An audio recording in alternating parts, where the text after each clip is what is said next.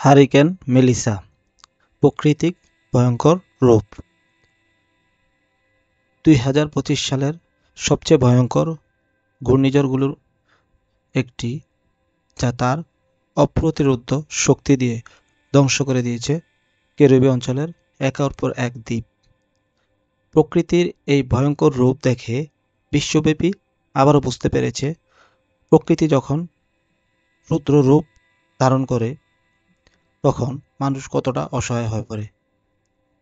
দর্শক, আজকে এই ভিডিওতে আমরা দেখব হারিকেন মেলিসা কিভাবে সৃষ্টি হলো, কোন কোন দেশে আঘাত হেনেছে, কতটা শক্তিশালী ছিল এই ঝড়, কী ধরনের ক্ষতি ও প্রাণহানি ঘটিয়েছে এবং কেন এই ঝড় বিজ্ঞানীদের জন্য একটি বড় সতর্কবার্তা। হারিকেন মেলিসার উৎপত্তি সবকিছু শুরু হয় ২০২৫ সালের ১৬ অক্টোবর আটলান্টিক মহাসাগরের পূর্ব দিকের এক উষ্ণমণ্ডলীয় তরঙ্গ থেকে।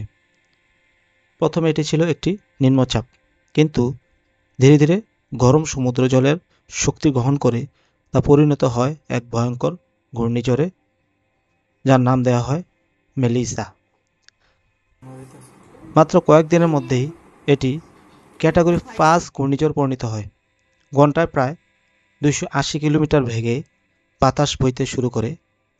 সমুদ্রের বিশাল ঢেউ ২০ ফুট পর্যন্ত উঁচু হয়ে উপকূলে আছড়ে পড়ে, যেন প্রকৃতি তার সমস্ত ক্রোধ উগরে দিচ্ছে। কোথায় আঘাত এনেছিল হারিকেন মেলিসা?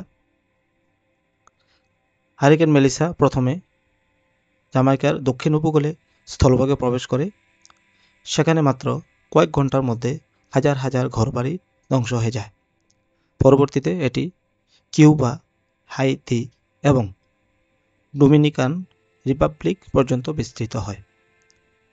প্রবল বৃষ্টি ও ঝোড়ো হাওয়ার কারণে ব্যাপক ভূমিধস ও বন্যা দেখা দেয়। রাস্তা, ব্রিজ, যোগাযোগ ব্যবস্থা ভেঙে পড়ে এবং অনেক অঞ্চল সম্পূর্ণভাবে বিশ্বের সাথে বিচ্ছিন্ন হয়ে পড়ে। স্থানীয় সংবাদ মাধ্যমের তথ্যানুসারে হাজার হাজার মানুষ তাদের আশ্রয় হারায় এবং শতাধিক প্রাণহানির আশঙ্কা প্রকাশ করা হয়। প্রাকৃতিক ধ্বংসযজ্ঞের ভয়াবহ চিত্র। হারিকেন মেলিসা শুধুমাত্র বাতাসের শক্তিতেই সীমাবদ্ধ ছিল না, এটি ছিল বৃষ্টিপাত ও জলোচ্ছ্বাসের এক ভয়ঙ্কর সমন্বয়। নদীগুলো উপচে পড়ে, গ্রাম শহর প্লাবিত হয়, বিদ্যুৎ ও টেলিযোগাযোগ ব্যবস্থা সম্পূর্ণভাবে ভেঙে পড়ে, জরুরি সহায়তা পৌঁছাতে না পারায় অনেক দিন ধরে আটকা পড়ে থাকে। বহু জায়গায় হাসপাতাল ও স্কুল আশ্রয়কেন্দ্র পরিণত হয়। আন্তর্জাতিক সংস্থা যেমন রেড ক্রস এবং জাতিসংঘ জরুরি ত্রাণ কার্যক্রম শুরু করে। বিজ্ঞানীরা যা বলছেন মেলিসা সম্পর্কে, বিজ্ঞানীরা বলেছেন গ্লোবাল ওয়ার্মিং এবং সমুদ্র জলের তাপমাত্রা বৃদ্ধি এই ধরনের ঘূর্ণিঝড়কে আরও ভয়ঙ্কর করে তুলেছে। অতীতে এমন ঘূর্ণিঝড় তৈরি হতে সময় লাগত ৭ থেকে ১০ দিন, কিন্তু মেলিসা মাত্র ৩ দিনের মধ্যে ক্যাটাগরি ৫-এ পৌঁছে যায়।